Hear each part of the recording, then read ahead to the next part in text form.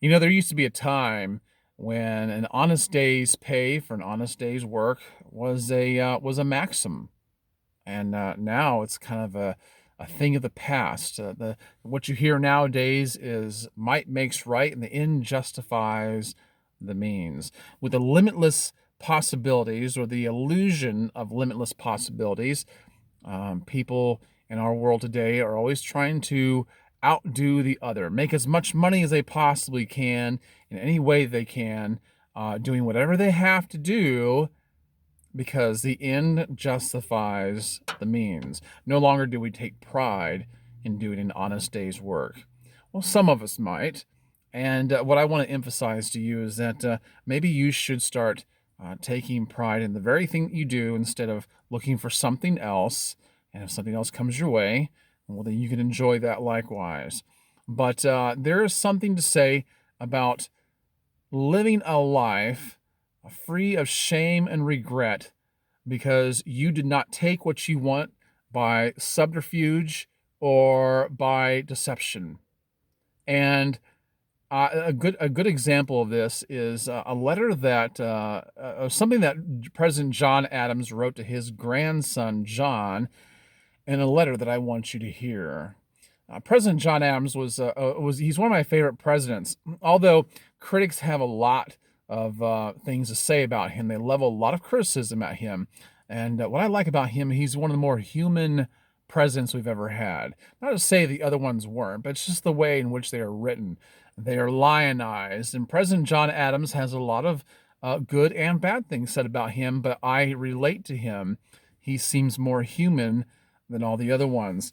And I think something that makes it very apparent is something that he wrote to his grandchildren that he wanted them to remember for the rest of their life, something they could pass down for generations to come. Here's what he wrote to his grandson John.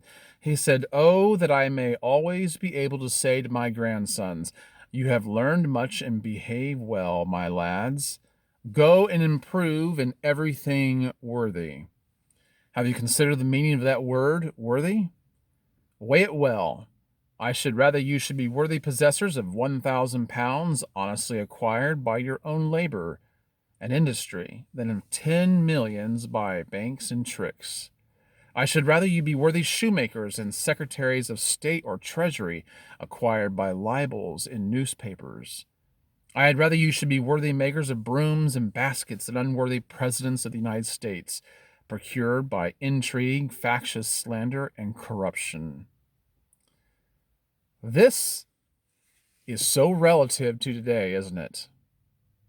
It's so relative today, but it doesn't happen just at the top where you have people like secretaries of state and treasury or even the president of the United States.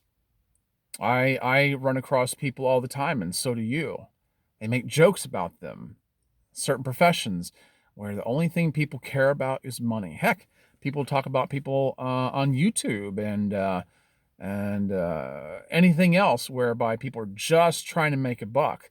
That's all they care about, and they'll say or do anything, and they'll resort to tricks and slander and libel. But an honest day's work to get honest gains is something worthy. If you are able to go to work every day and know that you are making an honest buck and trading an honest service, then be happy with that. Be happy with that. Because you know why? Your children will always look up to you. Your grandchildren will respect you. At least one day they will. They'll look back and say, he or she always took care of me. They always made sure I have food in my belly and clothes on my back. And it won't really matter so much what you did. It's the fact that you did it. And there's no shame or regret attached to it. That's something, isn't it? That's something worthy. And I hope that you guys can embrace that. If this has meant something to you, please hit the like button. Subscribe if you haven't already. I've got a lot of other material like this. And always make sure you check the description box below. Share this with somebody else that needs to hear that.